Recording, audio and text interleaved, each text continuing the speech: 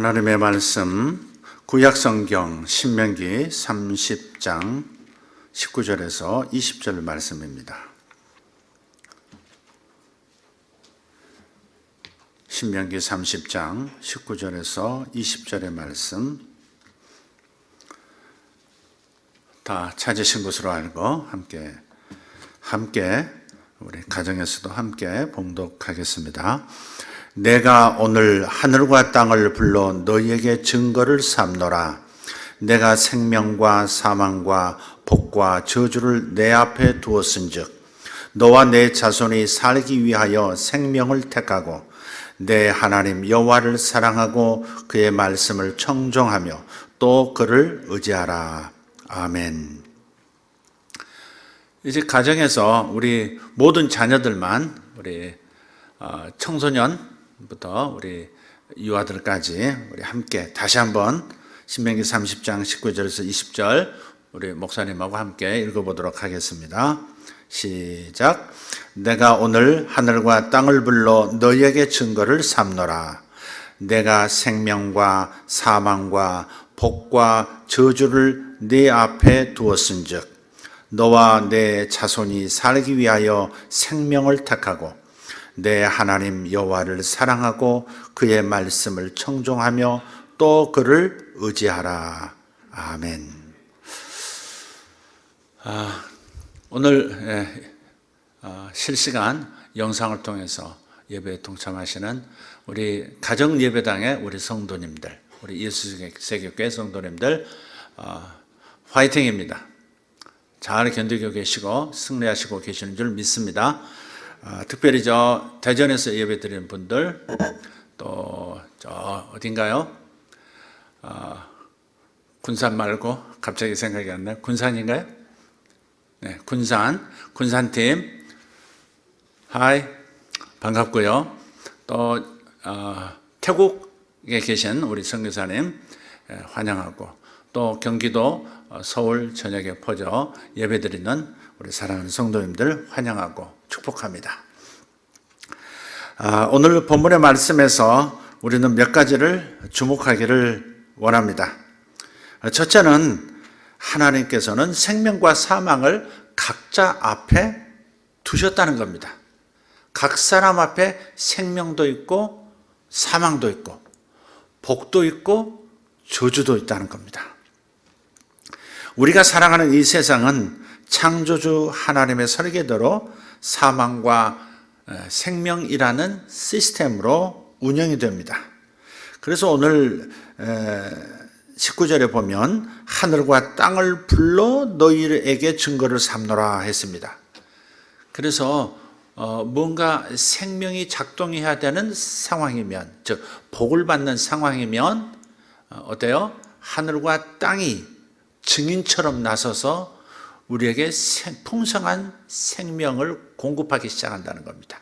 번성하기 시작하고 계획대로 되어지고 하는 일마다 잘 되고 좋은 인간관계가 이어지고 계속해서 자신의 경력이 높아지고 그리고 자신의 가치, 존재감이 높아지고 하나님께 영광 돌리며 동행하는 삶을 살아지는 이상한 일들이 넘쳐나게 되는 겁니다. 또 만약에 저주를 통해서 저주가 임해서 이 사망 현상이 발현이 되기 시작하면 그 반대가 일어나겠죠. 숫자가 줄어들고 하는 일마다 되지 않는 일이 이어지고 계속해서 관계는 무너지고 건강도 나빠지고 질병에 감염이 되고 많은 일들이 일어나는 것입니다. 그래서 하늘과 땅을 불러 너희에게 증인이 되도록 역사하게 내가 그렇게 피조세계 삼라만상을 지어놨다, 그렇게 말씀하시는 겁니다. 그래서 이 세상에는 생명 현상이 지금도 끊임없이 이어지고 사망 현상 역시 존재합니다. 생명 현상이라고 표현하는 까닭은 이 생명이라는 단어가 모든 종류의 풍성한 삶을 포함하고 있기 때문에 제가 현상이라는 가시적으로 뭔가 확인할 수 있는 언어를 쓴 겁니다. 사망 현상은 그 반대가 될 것입니다. 여전히 봄은 돌아오고 생명들은 지금 깨어나기 시작하고 있습니다. 반면에 생각지도 못했던 전염병이 온 세계에 퍼져나가고 많은 생명들이 목숨을 잃고 있습니다. 지금 세상에는 저주가 작동하고 그 결과 사망 현상이 지금 지구촌을 덮고 있는 겁니다. 복은 생명 현상을 가동시키고 저주는 사망 현상들을 작동시킵니다. 사망과 생명, 생명과 사망이라고 하는 것은 보이는 현상이라고 한다면 복과 저주는 보이지 않는 보다 본질적인 변수라고 할까요? 상수라고 할까요? 그렇죠. 복이 임하면 생명 현상이 도드라지게 나타나고 저주가 임하면 사망 현상들이 역사하는 겁니다. 저와 여러분, 우리는 복을 받고 복을 선포하는 하나님의 자녀인 줄 믿습니다. 가정 예배당에서도 다 같이 아멘 하시길 바랍니다. 아멘. 그런데 성경에는 까닭 없는 저주는 없다 이렇게 말씀을 하셨어요. 잠언서 26장 2절을 보면 까닭 없는 저주는 참새가 떠도는 것과 제비가 날아가는 것 같이 이루어지지 아니하느니라 그랬어요. 이유가 있는 저주는 일어난다 반드시. 그러나 이유가 없는 저주는 참새가 잠깐 있다가 제비가 공중에 잠깐 보였다가 순식간에 없어지는 것처럼 이루어지지 않는다는 겁니다. 모든 저주에는 이유가 있다.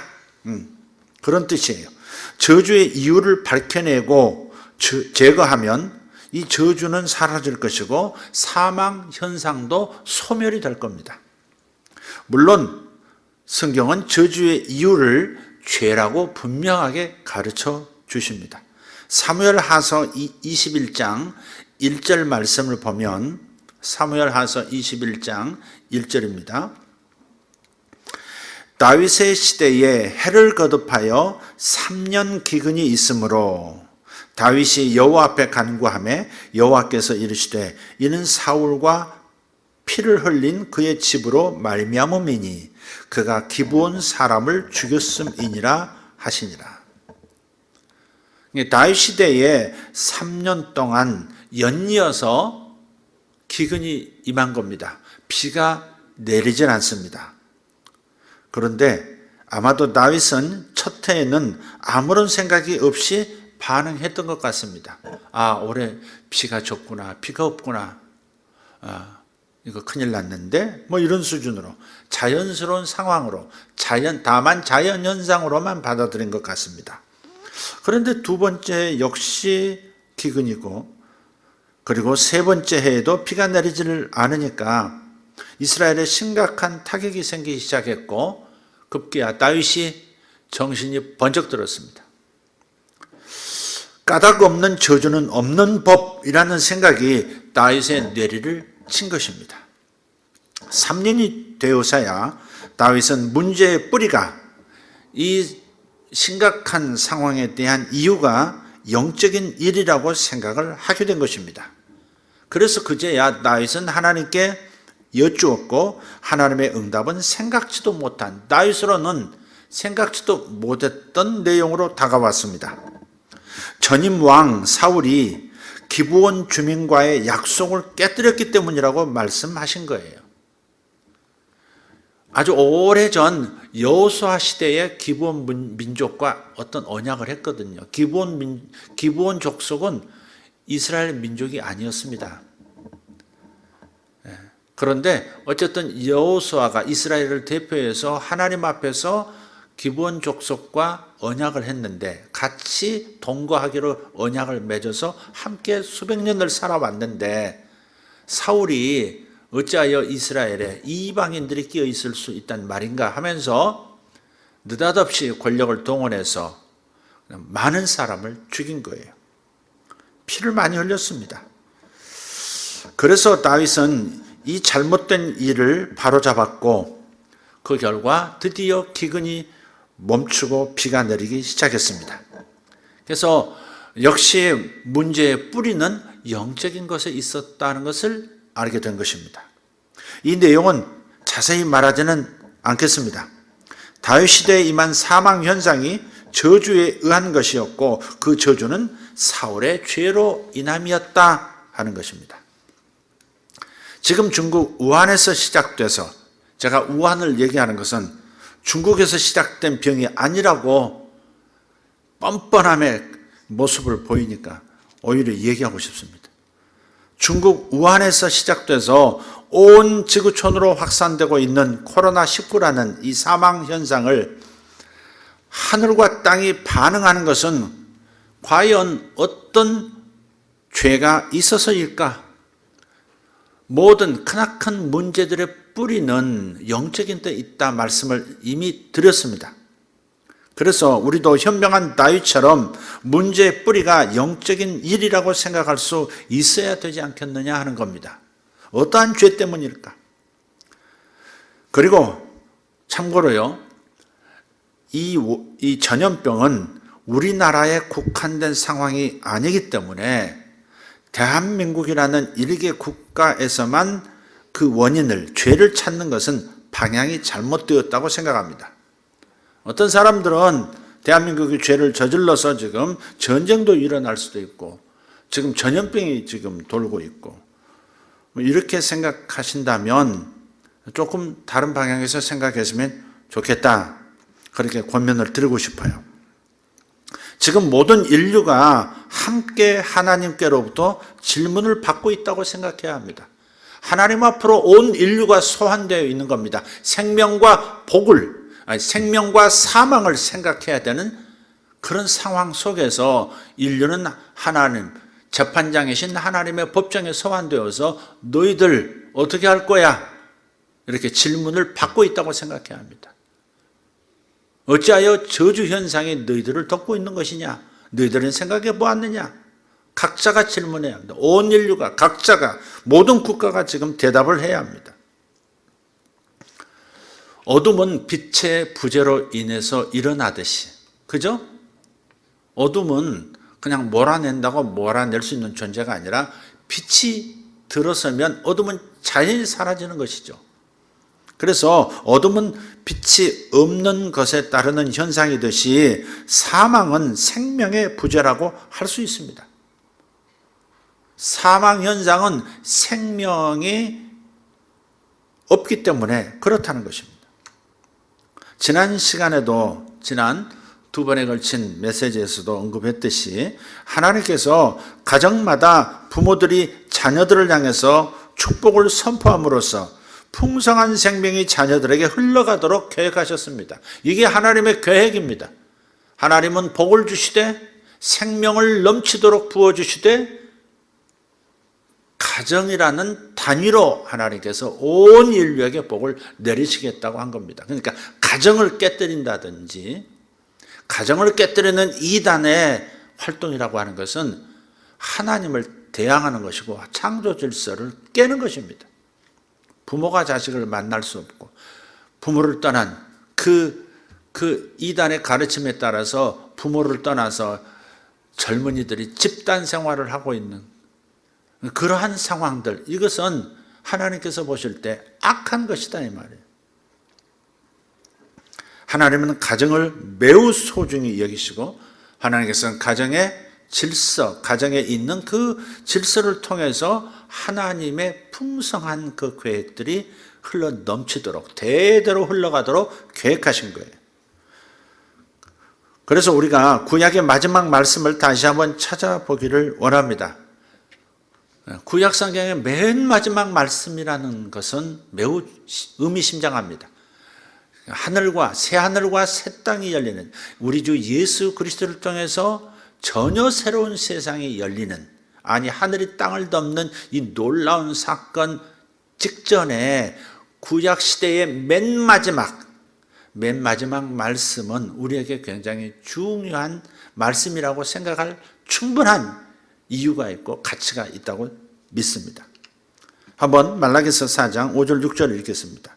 보라, 여호와의 크고 두려운 날이 이르기 전에 내가 선지자 엘리야를 너희에게 보내리니 그가 아버지의 마음을 자녀에게로 돌이키게 하고 자녀들의 마음을 그들의 아버지에게로 돌이키게 하리라. 돌이키지 아니하면 두렵건대 내가 와서 저주로 그 땅을 칠까 하노라 하시니라. 자, 신천지라는 작은 이단 집단만 하나 놓고 생각해 보세요. 자식이 부모에게로 돌아가야 하고 부모가 자식에게 합해져야 하는데, 그러니 뭐가 그 땅을 치는 겁니까? 저주가 그 땅을 치는 거죠. 사망 현상이 그 땅을 강력하게 칠 수밖에 없다. 이러한 결론을 우리가 잠깐 내볼 수 있지 않겠습니까? 그러나 그것만이 아닙니다. 온 인류가 지금 사망 현상을 겪고 있습니다. 자, 이 말씀에는 두 아버지를 생각하게 합니다. 첫째는 물론 창조주 하나님 아버지입니다. 우리가 아버지라고 부를 때는 창조주이시기 때문에 아버지라고 부르는 겁니다. 창조주 하나님 아버지를 부정하고 대적하는 세상을 보십시오. 온 세상이 하나님을 찾지 않습니다. 교육에서부터 시작해서 정치에 이르기까지, 개인에서 가정, 국가 단위로까지 공개적으로 창조주를 부인합니다. 교육에서 하나님께서 창조하셨다는 사실을 지우고 있지 않습니까? 우연에 의해서 저절로 진화하는 이 세상, 하나님을 지워버리는 교육, 그것을 지지하는 정치 세력들, 하나님을 부정하고 대적합니다. 자, 둘째 의미는, 둘째 아버지는 땅의 아비입니다. 부모를 말하는 겁니다. 각 가정들이 부모와 자녀의 불화로 인해서 어미가 자녀를 축복하지 못하고 있습니다. 하나님께서는 윗물을 통해서 아랫물까지 그 물이 흘러가도록 계획하셨어요. 자연 질서도 그러듯이 축복도 질서를 통해서 주어지는 겁니다. 그래서 아버지와 어머니, 오죽하면 주님께서 그렇게까지 분명하게 말씀하셨습니까? 하셨지 않습니까? 내 부모를 공경하라. 그리하면 내가 땅에서 잘되고 장수하리라 그랬지 않습니까? 생명력도, 그리고 땅에서 모든 일에 형통하게 되는 복도 내 부모를 공경하느냐 공경하지 않느냐에 달려있다는 겁니다. 그러니까 부모 탓하고 뭐하고 할 여유가 없는 겁니다. 살려면 하나님의 말씀에 담긴 이 우주 질서, 이 세상 보이지 않는 질서를 우리가 생각해야 하는 겁니다. 반드시 윗물을 거쳐서 아랫물로 옵니다. 아랫물이 윗물로 올라가는 법이 없습니다. 그렇듯이 아버지 어머니의 축복이 있어야만 그 축복을 통해서 하나님의 복은 흘러가도록, 그렇게 운영되도록 우주는 시스템이 되어 있다는 겁니다. 그게 하늘과 땅을 불러 증인을 삼는다, 그 말씀의 의미라고 말씀을 드렸죠. 그래서 여기에 우리의 죄가 있다는 것을 깨달아야 합니다. 이 세상의 모든 부모들과 자녀들은 바로 이 부분을 회개하고 자신들의 삶을 바로잡아야 하는 것입니다. 이 부분은 지난 수요일과 금요일 두 차례 말씀을 통해서 말씀을 드렸기 때문에 여러분이 다시 한번 들으시면 좋겠다 권해드립니다. 자, 첫 번째 말씀은 뭐였습니까? 하나님은 생명과 사망을 각자 앞에 두셨다. 그럼 두 번째는 본문에서 찾아야 할 원리는 하나님은 생명을, 하나님은 복을 선택하라고 하십니다. 살기 위하여 복을 선택하고 생명을 선택하라 그러셨습니다. 선택하라는 이 동사가 참 중요합니다. 동사가 없으면 분위기가 이렇게 생생하게 살아나질 않지 않습니까? 동사를 잘 봐야 합니다. 히브리 민족을 동사 민족이라고도 할 만큼 동사가 항상 먼저 앞에 오고 그렇습니다. 그래서 선택하라는 거예요. 선택에 달렸다. 너와 내 자손이 살기 위하여 생명을 택하고 그랬어요. 하나님께서는 강제, 즉 통제가 아닌 선택을 하게 하시는 분입니다. 어떤 경우에도 하나님께서는 강제로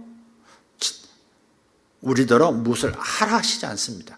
자유를 빼앗지 않으세요.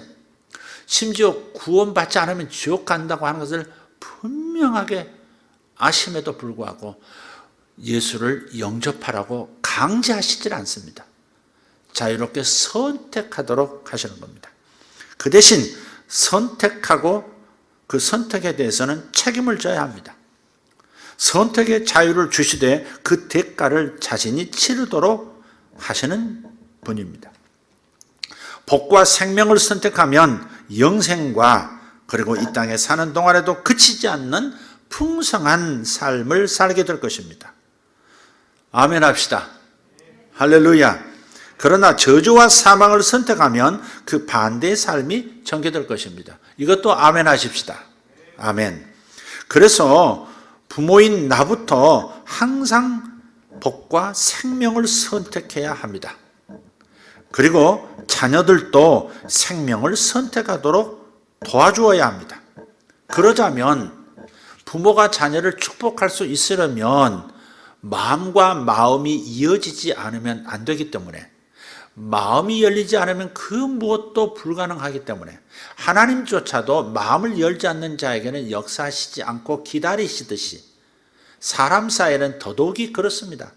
마음과 마음이 열려 이어질 때라야 축복도, 하나님의 예비하신 그 아름다운 풍성한 삶도 자녀들에게 흘러 들어가는 거예요. 그래서 이러한 상황을 만들자면 축복의 문화를 가정에 정착하도록 하셔야 하는 겁니다.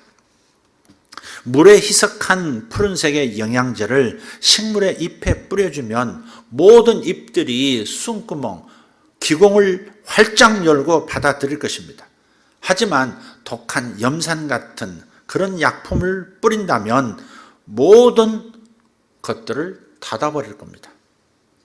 그래서 마음을 열고 축복이 흘러가도록 하는 축복의 문화가 가정에 만들어져야 한다 하는 겁니다. 하나님께서는 이 축복의 문화 속에서 자녀들이 성장하기를 바라십니다. 자, 그럼 축복의 문화라고 하는 것은 무엇인가? 간단하게 이렇게 정의해 볼 수 있겠습니다. 축복의 문화란 가족이 서로를 향해서 너는 쓸데없는 존재, 당신은 내 인생에 도움 안 되는 존재라는 이런 사탄의 메시지를 던지는 것이 아니라 너는 나에게, 우리 모두에게 소중한 존재야 라는 하나님의 메시지를 꾸준히 전달하는 분위기, 이것이 축복의 문화입니다. 문화는 일상성이고 문화는 계속되는 현상입니다. 그래서 이런 분위기가 만들어져야 하는 겁니다. 너는 나에게 너무 소중해. 너는 가치 있는 존재야. 내 인생은 활짝 펼쳐질 거야. 난 그 자신의 이런 그 순수하고 전심 어린 이 하나님의 메시지를, 하나님의 마음이지 않습니까? 이게 내가 형통하고 잘 되어지는 것이 하나님의 마음인데 이 하나님의 메시지를 지속적으로 전달하는 분위기를 만들라. 그게 축복의 문화가 가정에 정착되는 것이다 하는 겁니다. 이 축복의 문화 속에서는 가족이 서로의 삶에 해로운 염산이 아니라 식물 영양제를 꾸준히 뿌려주는 셈이 되는 겁니다. 그래서 저들은 서로가 번성하는 모습을 간절히 원하게 돼요. 잘 되었으면 좋겠다. 정말 잘 되어야 된다. 누구보다 잘 되어야 된다. 누구보다 건강하셔야 된다. 뭐 이런 거 있잖아요. 누구보다 평안하셔야 된다. 서로 간에, 모두에게. 이 서로가 번성하고 성장하는 모습을 보기를 원하는 모습. 이게 축복의 문화가 형성이 된 겁니다. 특별히 하나님께서는 유대 민족에게, 이스라엘 민족에게 매주 가족을 축복하는 아주 놀라운 전통을 선사하셨어요. 이것은 오늘날까지도 생생하게 살아 있습니다. 매주 금요일이 되면 저녁에 에렙 사밧이라고 하죠. 온 가족이 함께 모여서 특별한 식사를 하고요. 서로를 축복하는 전통이 있습니다. 참 놀라운 것은 오늘날도 기적처럼 이 성경에 하나님의 이 선물이 그대로 유지가 되고 있다는 거예요. 기적 같은 일입니다. 매주 이 시간이 되면 유대인 아버지는 먼저 어머니, 자식의 어머니인 자신의 아내를 위해서 축복 기도를 합니다. 그리고 자녀들이 어머니에게 그 다음 축복을 하도록 합니다. 그런 다음에 자녀들을 한 사람 한 사람 아버지가 돌아가면서 축복해 줍니다. 이 과정에서 자녀들의 장래 비전과 형통한 앞날을 선언하면서 미래에 대한 하나님의 메시지를 자녀들의 마음과 생각에 심어주는 겁니다. 여기서 아버지가 자녀를 축복하는 말은 일종의 예언적인 성격을 지니게 됩니다. 그래서 훗날 성인이 된 자녀들은 아버지가 매주 예언해 준 대로, 예언한 대로 정확히 이루어 살아갑니다. 참 놀라운 일입니다. 자신이 예언자가 아니지만 그러나 자식을 온 마음으로 하나님의 마음을 담아 축복할 때 그것은 자식에게는 예언이 되는 거예요. 자식들에게는 예언으로 들리는 겁니다. 부모가 아닌 선생님이라고 하는 권위자가 너는 이런 사람이야, 이런 사람 될 거야 라고 말하는 것이 좋은 말이든 나쁜 말이든 사탄이 던져준 메시지든 하나님 주신 메시지든 간에 어린 영혼들에게는 다른 선택의 대안이 없는 아주 백지 같은 상태이기 때문에 예언처럼 명령처럼 하늘의 명령처럼 들리게 되어 있고 각인된 대로 살아가게 되어 있는 겁니다. 이 유대인 젊은이는 나는 은행을 세우겠다가 이렇게 말을 하는데 다른 크리스찬 젊은이들은 나는 은행에 들어가서 일할래 이렇게 말하는 까닭이 무엇이 있을까 하는 거예요. 많은 경우에 이 차이는 매주 부모의 축복으로 자연스럽게 자신의 비전을 키우며 살아가느냐 아니냐에 달려있는 겁니다. 나는 대기업을 세울 거야 말하는 유대인 청년, 나는 대기업에 들어가서 일할래 라고 말하는 그리스도인 청년들, 어디서 이런 차이가 오는 겁니까? 바로 매주 부모가 자식에게 전하는 축복의 메시지가 이런 결과물을 낳는 겁니다. 비전의 크기, 비전의 생생함, 비전의 성취력, 비전의 견인력, 이런 것들이 다 바로 부모의 매주 선언하는 그 메시지에 달린 겁니다. 부모의 축복이 심어주는 비전의 힘이 바로 이런 거예요. 제가 가장이 되어서 살아보고 또 목회를 하면서 보아온 것이 있습니다. 정기적으로 자녀를 축복하는 전통이 없는 신자의 가정의 자녀들은 부모에게 주로 꾸준함이나 책망만을 듣게 된다는 것을 발견합니다. 빛이 없는 곳은 어둠이 자연스럽게 공간을 메우듯이 의도적으로 지속적으로 블레싱을 하지 않는 축복이라는 빛을 주지 않으면 자신들이 생각지도 못했던 그러한 어두움이 자녀들에게 임한다는 겁니다. 그러니까 관계 속에서 자꾸 격려, 소망, 블레싱보다는 뭐가 나타나요? 훈계, 이렇게 책망, 꾸지람 이런 것들이 많아진다는 거예요. 그런데 때로 그런 말들은 본의 아니게 하나님의 메시지보다 사탄의 비전과 이미지를 자녀들에게 심어주게 됩니다. 그래서 자녀들을 축복하는 것도 참 중요하지만 남편이 아내에게, 아내가 남편에게 서로 간에 축복하는 것도 중요합니다. 자식들 앞에서 아내를 무시하는, 함부로 대하는 모습을 보게 된다고 한번 생각해 보세요. 그 자녀들의 미래가 어떻게 될까? 반복되지 않는다고 누가 장담할 수 있겠습니까? 반복될 가능성이 매우 많은 것이죠. 그래서 아내를 자식들 앞에서는 존중하는 겁니다. 특별히 남편은 아내를 자식들 앞에서 존중해야 합니다. 그의 말을 들어주고 그의 말을 존중해 주는 거죠. 반대도 물론 마찬가지겠습니다. 너 그 버릇 안 고치면 직장에 가서도 틀림없이 그 짓을 할 거야. 뻔하다 뻔해. 누가 너를 데리고 가겠어? 누가 데리거나 갈까? 회사에서 너를 찾기나 할까? 이런 말을 던진다면 그것은 사탄을 대신한 사탄의 대리자로서 사탄의 메시지를 자녀에게 주는 것입니다.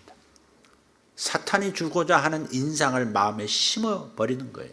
그리고 그것은 그의 인격으로 스며들고 그의 분위기를 결정하고 그의 행동 반경을 결정하는 겁니다. 그래서 이런 말은 일종의 예언적인 성격을 지닐 수 있습니다. 사람들은 들려진 대로 행동할 가능성이 높아지는 거예요.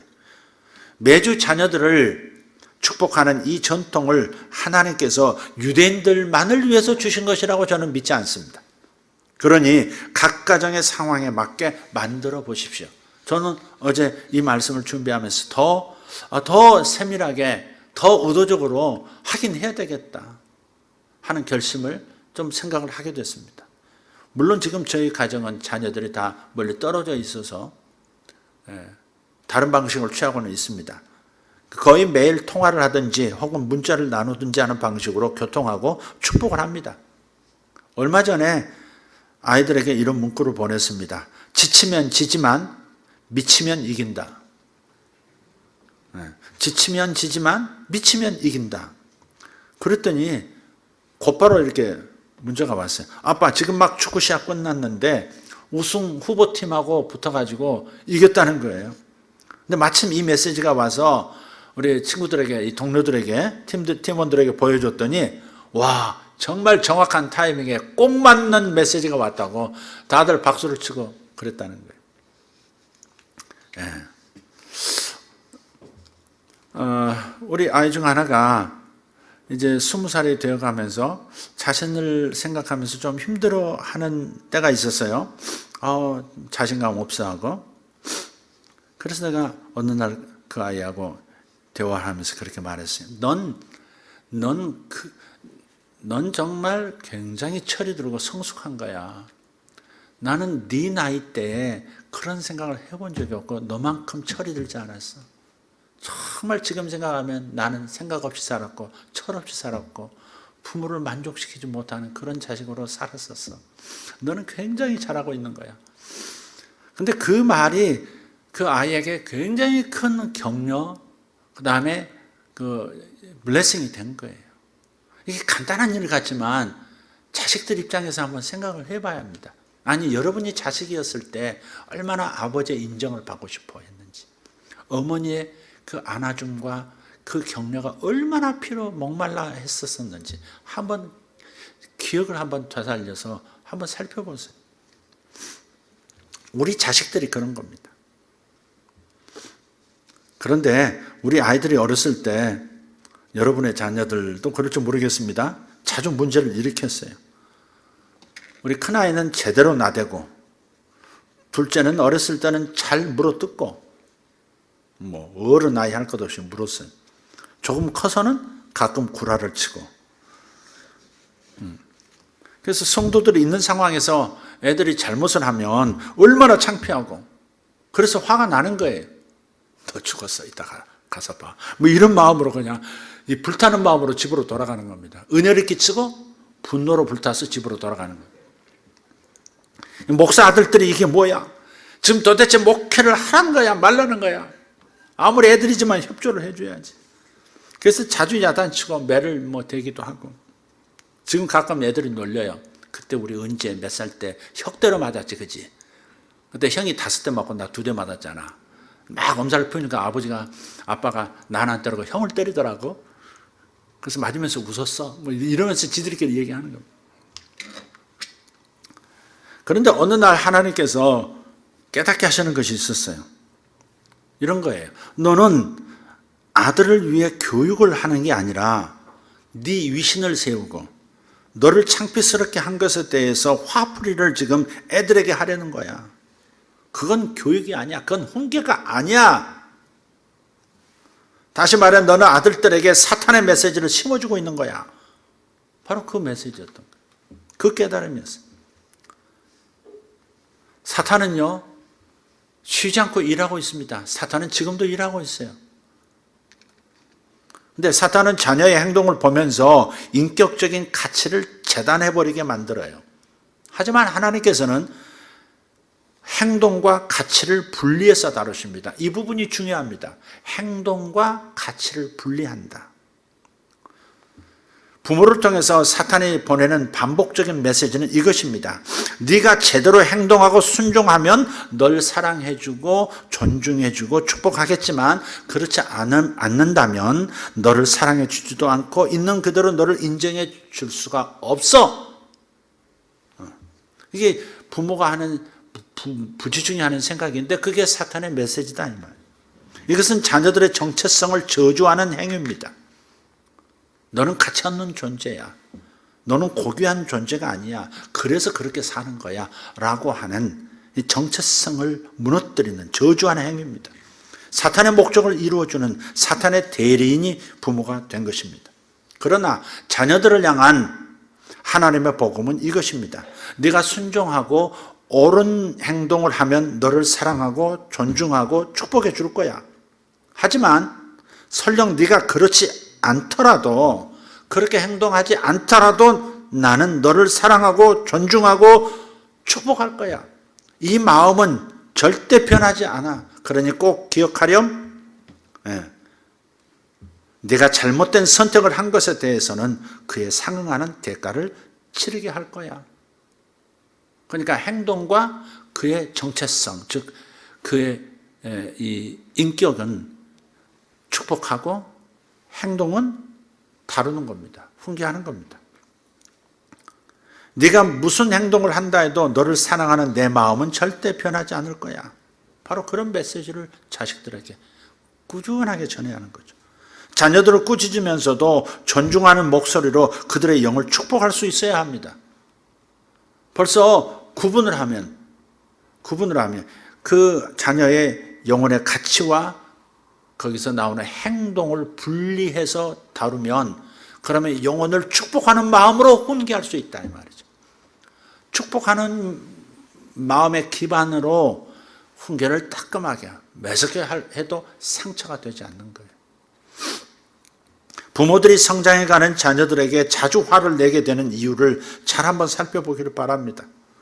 어쩌면 부모인 우리가 믿지 못해서인지도 모릅니다. 믿음이 적어서 그런 건지도 몰라요. 하나님께서 나를 사랑하고 귀히 여기고 계신다는 사실을 아직도 확실하게 믿지 않고 있기 때문에 그러는 거예요. 내 행동과 상관없이 하나님은 나를 너무도 사랑하시고 끔찍히 여기신다는 사실을 믿지 못하면 그 믿음이 내 마음을 채우고 있지 못하면 나는 분명히 자녀를 향해서 그런 방식으로 대할 겁니다. 우리는 자주 나의 가치가 내 행동에 따라 달라진다고 생각해요. 스스로 가치 있고 소중하다는 느낌을 확인받고 싶어서 우리는 무슨 일이든 완벽하게 해내야 한다고 생각하며 살아가고 있어요. 그러다 보니까 자녀들도 나이에 걸맞지 않게 아직 성장하지 않은 아이임에도 불구하고 어른처럼 요구하는 거죠. 부모가 자녀의 정체성과 행동을 구분하지 않으면 아들이나 딸의 행동을 꾸짖으면서 자녀의 정체성까지 저주하는 잘못을 범하게 될 겁니다. 10대 자녀들의 반항은 부모의 축복 결핍이 주된 원인입니다. 부모가 축복하고 사랑하고 존중해주고 가치를 인정해주고 미래를 기대하고 있다는 확신이 안 들면 그러면 자녀들은 나는 그런 사람이니까 그렇게 취급받고 있으니까 그냥 반항할 수밖에 없죠. 멀리하고 집에도 안 들어가고 싶어지고 이런 상황이 벌어지고 마는 거예요. 그래서 보통은 그러는 거예요. 빨리 나 돈 모아서 독립할래. 그런 거죠. 뭐 독립이야 좋은 건 나쁜 건 아니죠. 빨리 벗어나고 싶은 거죠. 부모의 축복 결핍, 부모의 사랑 결핍이 아닙니다. 부모의 사랑 결핍이 아니에요. 사랑하지만 축복이 결여되면 사랑하지 않는 것과 같은 거예요. 하나님은 자녀의 인격은 축복하고 행동은 훈계하도록 우리에게 요구하고 계시는 것을 깨달으시길 바랍니다. 생각해 보십시오.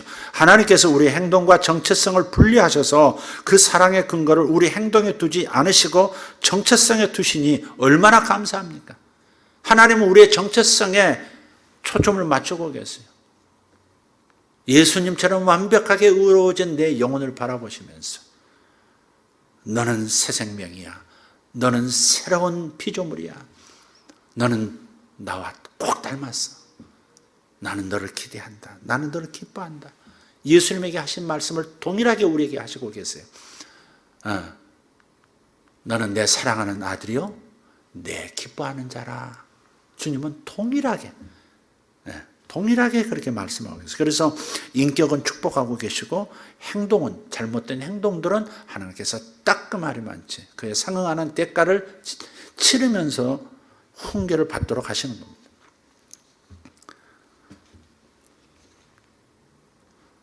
그래서 우리를 축복하시면서 우리의 잘못된 행동은 묵인하지 않으실 수 있는 겁니다. 이게 가능한 거예요.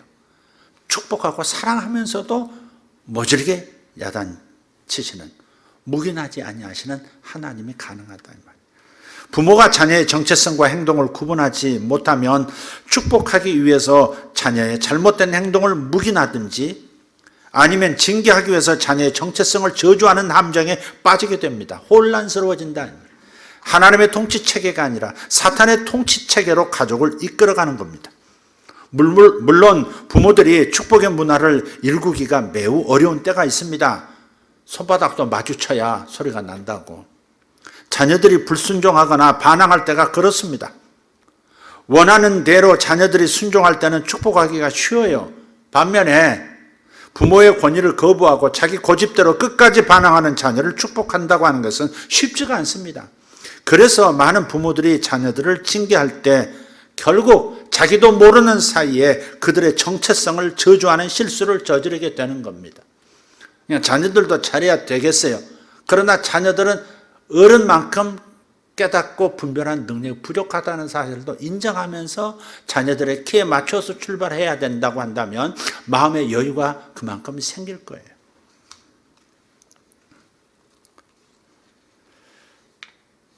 훈계라는 단어가 나왔으니까 여러분에게 한 가지 권고하고 싶은 게 있어요. 훈계에는 세 가지 요소가 있습니다. 자녀를 뭔가 가르치고 싶은, 훈계하고 싶을 때는 반드시 먼저 세 가지 요소가 있는데, 첫 번째는 자녀에게 바라는 것이 무엇인지를 분명하게 전달해야 합니다. 한 번도 집에서는 이렇게 해주길 바래, 말은 이렇게 하길 바래, 이렇게 행동하기를 바래 라고 한 번도 요구한 적이 없는 일로 아이를 징계한다면 그 아이는 혼란스러워질 겁니다. 그러니까 분명하게 요구는 전달하라는 겁니다. 두 번째 요소는 조금 발전된 건데요. 가르침의 문제입니다. 아이가 이해할 수 있는 언어로 설명해 줘야 된다는 겁니다. 그렇지 않고 명령한다면 부모가 벌을 줄 때만 순종하는 버릇이 생겨버릴 겁니다. 세 번째 요소는 이제 책망입니다. 훈계입니다. 부모의 명령대로 하지 않았을 때 대가를 치르도록 하는 것을 말하는 겁니다. 자, 이것은 어린 자녀들을 우선 하셔야 합니다. 이미 장성해버린 아이들은 이 패턴으로 나갈 수만은 없다는, 이미 그렇게 돼버리면 그렇게 하기는 쉽지 않다는 것을 말씀드리고요. 그래서 부모도 복을 받으며 살아야 하고요. 자녀도 복을 받으며 살아야 합니다. 성경은 분명히 얘기합니다. 살기 위해서 생명을 택하고 내 하나님 여호와를 사랑하고 그의 말씀을 청종하며 또 그를 의지하라 그러셨어요. 생명을 선택하고 다음 20절의 말씀도 참 중요해요. 이 모든 것들이 다 하나님과의 친밀함에 달렸다는 말씀 아니겠어요? 여호와를 사랑하고 그의 말씀을 잘 귀담아 듣고 순종하고 그분을 의지하며 살라고. 하나님하고 친밀해져야만 생명 선택, 복을 선택하는 것도 가능한 것이라고 지금 말씀하고 있는 거니까. 자, 그래서 오늘 두 가지 말씀드렸습니다. 첫째로 하나님은 생명과 사망, 복과 저주를 각자 앞에 두셨다. 생명과 복만 두신 게 아니다. 사망과 저주도 우주 만물 속에 담아서 우리 앞에 이 환경 속에서 살아가게 하셨다는 겁니다. 두 번째, 하나님은 우리가 살기 위해서 생명, 복을 선택하라고. 그냥 마냥 기다리지 말고 선택하라고 말씀하고 계시는 겁니다. 그래서 마지막으로 결론처럼 적용으로 한번 여러분이 들으셨으면 좋겠다 하는 게 있는데 부탁드리겠습니다. 부탁이 있어요. 이 위기는 곧 사라진다고 낙관하지 마십시오. 우리 확진자가 줄어들고 있어. 치료자가 훨씬 많아지고 있어. 이렇게 낙관하지 말라는 겁니다. 정치인들은 여러 가지 이유 때문에 낙관적 메시지를 던져줘서 이렇게 편안하도록 만들어주는 의도가 있을지 모르. 우리는 그렇게 각자는 그렇게 생각하시면 안 돼요. 생명까지도 위협하는 전염병은 지금 전염병만으로 끝나지 않습니다. 심각한 총체적인 경제 위기, 즉 황충재앙과 함께 왔다는 것을 기억하셔야 합니다. 다 휩쓸어가 버리고 있어요.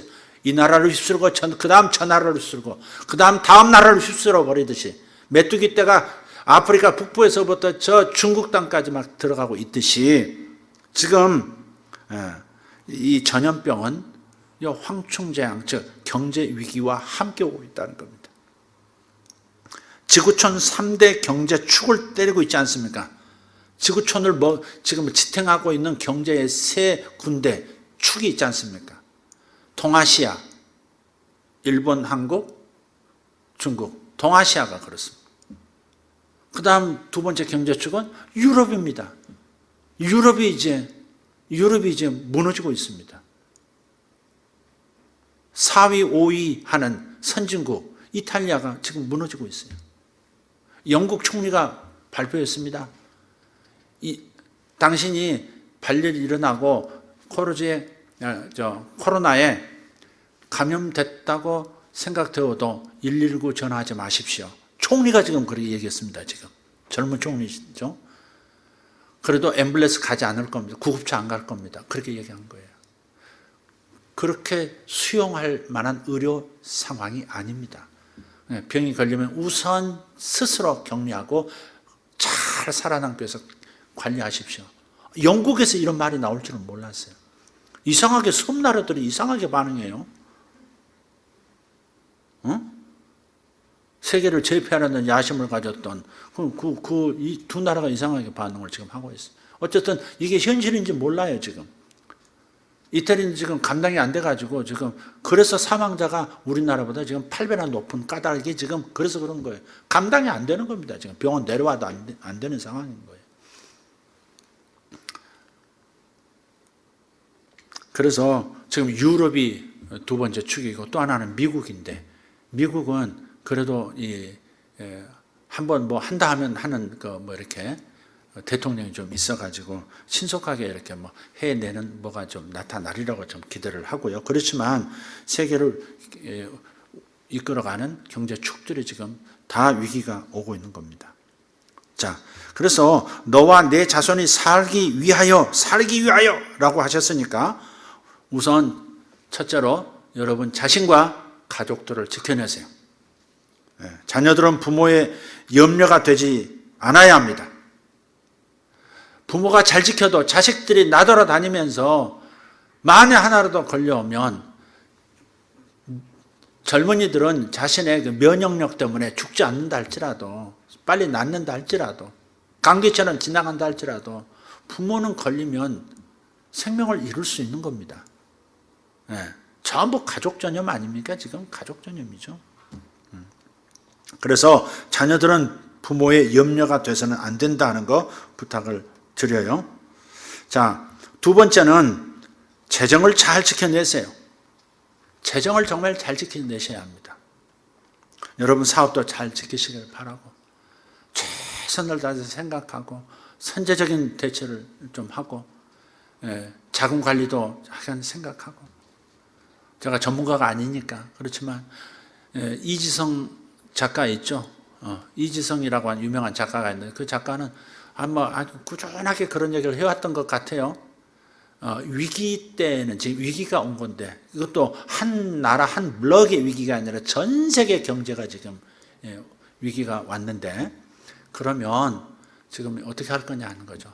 한 나라가 약해지면 다른 나라에서 구제 금융도 받으면 뭐 할 수 있지만은 온 세계가 그렇다면 이건 어려워지는 거죠.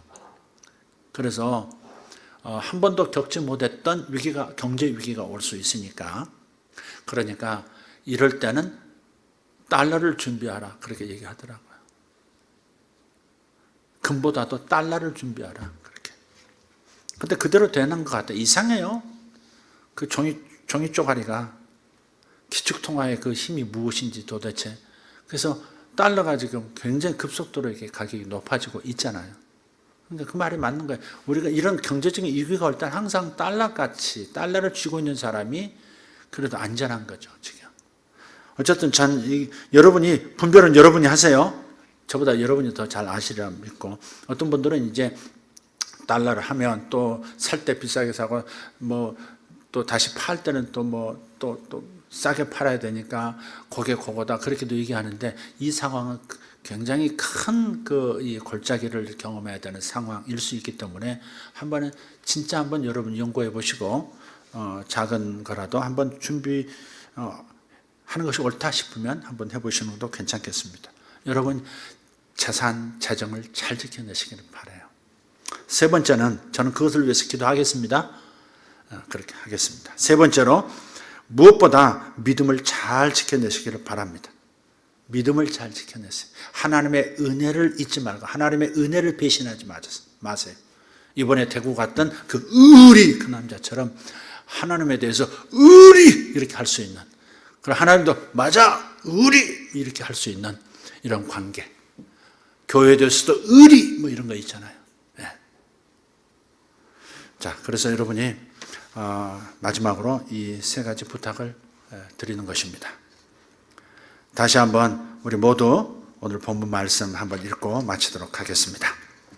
신명기 30장 19절에서 20절입니다. 시작. 내가 오늘 하늘과 땅을 불러 너희에게 증거를 삼노라. 내가 생명과 사망과 복과 저주를 내 앞에 두었은즉 너와 내 자손이 살기 위하여 생명을 택하고 내 하나님 여호와를 사랑하고 그의 말씀을 청종하며 또 그를 의지하라. 아멘. 기도하겠습니다. 우리 들으신 말씀 기억하면서 함께 통성으로 한번 기도하는 시간 갖기를 원합니다. 통성으로 주여 한번 부르고 기도합니다. 주여 감사합니다. 하나님, 오늘 우리에게 하나님 우리와 우리 자손들이 살아남기를 원하시고 또 살아남되 풍성한 생명으로 살고 형통한 인생이 되도록 우리에게 축복 문화를 만들라고 권면하셨습니다. 하나님, 온 가정들이 하나님 앞에서 질문을 받고 있습니다. 세상의 모든 개인들이, 특별히 가장들이 하나님 앞에 소환되어 이 질문을 받고 있습니다. 너희 땅에 어찌하여 저주가 임한 것이냐? 어찌하여 너희 땅에 사망 현상이 덮고 있는 것이냐? 어찌하여 이 시대의 이 사망 현상이 유럽을 덮고 아시아를 덮고 아메리카 땅을 덮고 오세아니아주를 덮고 있는 것이냐?